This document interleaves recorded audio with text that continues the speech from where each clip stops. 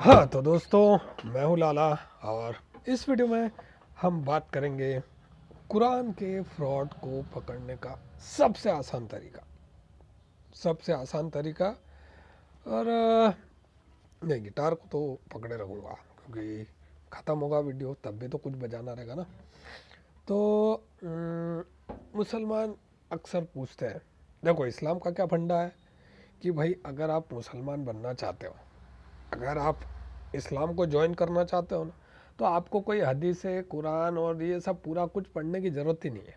लेकिन जब आप छोड़ना चाहते हो, अगर आप छोड़ना तो आपको सब पढ़ना ज़रूरी है।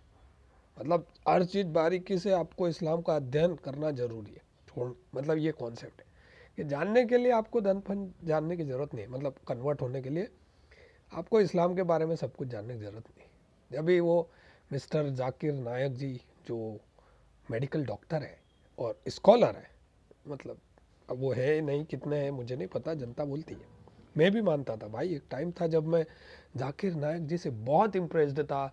और फिर उनके किसी वीडियो पे किसी बंदे ने कमेंट की कि अरे दम है तो तू अली सीना का चैलेंज एक्सेप्ट क्यों नहीं करता। तो मैंने सोचा अरे अली सीना कौन है भाई, ऐसा रुस्तम, अली सीना कौन है। फिर मैंने अली सीना के बारे में पढ़ा, फिर उनकी वेबसाइट पे गया जिसका नाम है faithfreedom.org। और वहाँ पर मैंने पढ़ी ढेर सारी एक्स मुस्लिम्स की टेस्टिमनीज। एक्स मुस्लिम्स मतलब जिन्होंने इस्लाम छोड़ दिया है, और उनकी वेबसाइट पे उनकी टेस्टिमनी मतलब उन्होंने लेटर लिखे अली सीना को कि इस्लाम ऐसा है और हमने इस कारण से छोड़ा और इस्लाम ने हमारी लाइफ ऐसे बर्बाद की, ऐसे मतलब और ढेर सारा। तो मैंने पढ़ा, तो फिर मैंने और अध्ययन किया, तो मेरा और दिमाग खुलने लगा। अरे मैंने कहा मैं तो गलत डायरेक्शन में जा रहा था रे।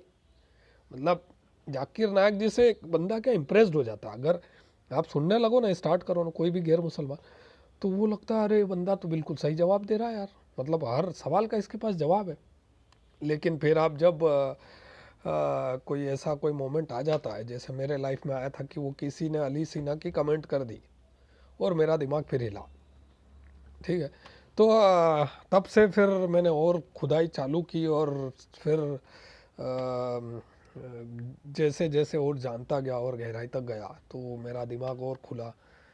तो देखो हमारी लाइफ में एक परंपरा होती है, मतलब सबके जीवन में क्या होता है, चाहे वो हिंदू हो मुसलमान हो जो भी है, बच्चों का जो स्टार्टिंग फेज होता है ना, वो क्या होता है कि आप रट्टा मरवाओ उनको।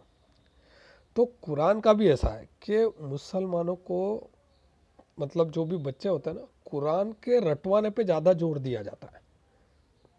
मतलब भाई मुसलमान इस चीज़ का उत्सव मनाते हैं अगर किसको कुरान याद हो जाती है। अगर कुरान किसी को याद हो गई ना, तो आज सेलिब्रेशन होगा, अरे भाई हाफिज बन गया है। तो मतलब इस्लाम में क्या है कि भाई तुम याद कर लो, वो बड़ा अचीवमेंट है, उस पर आप सोच के एनालिसिस आप नहीं कर सकते हो। खैर ये खैर सारी परंपराओं का फंडा ही है कि बच्चों को रट्टा ही मरवाना है। उनको उसमें क्या लिखा है वो सोच विचार बाद में करेंगे।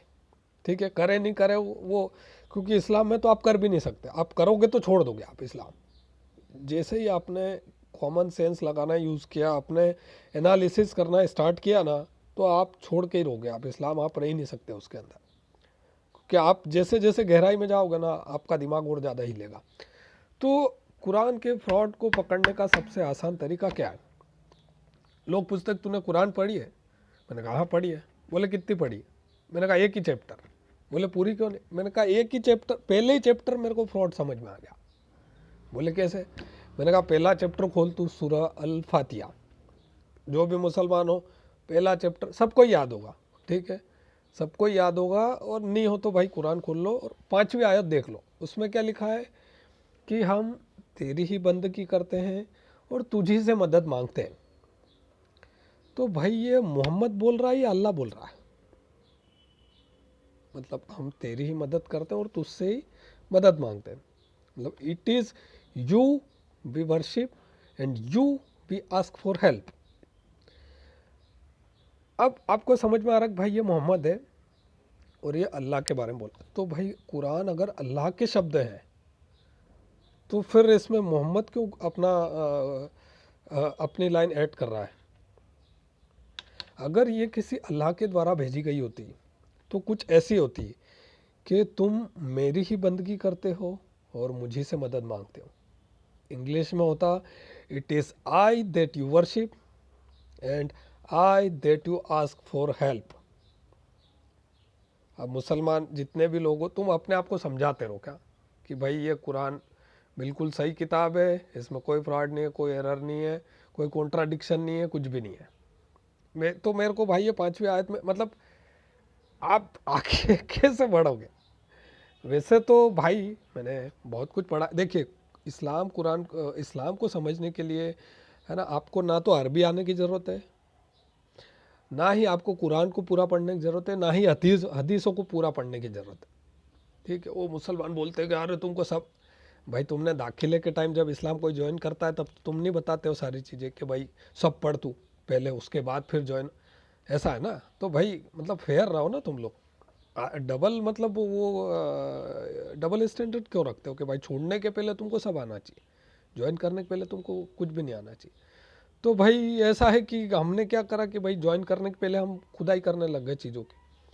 तो फिर आप ज्वाइन कैसे करोगे जब आप पहले ही आप ज़्यादा से ज़्यादा आप सर्च कर लोगे बहुत ज़्यादा, है ना? तो फिर आप ऐसी चीज़ें पकड़ लेते हो। अब वो पकड़ में आ गया मेरे, अब मैं कैसे मान लूँ कि भाई वो अल्लाह ने कहा? वो इस आयत में हो क्या रहा है कि भाई अल्लाह खुद ही मोहम्मद बन रहा है।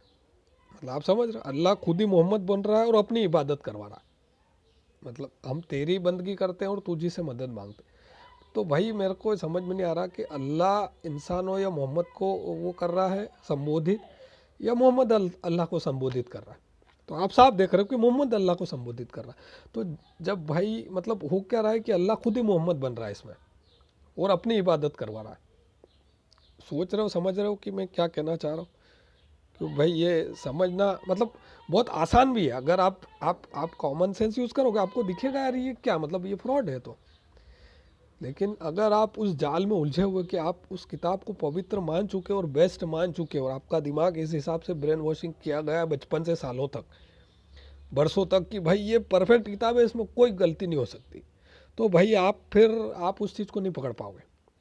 ये सिंपल सा है, मतलब वो सिंपल सा है कि आपको समझ में आ जाए ये फ्रॉड है।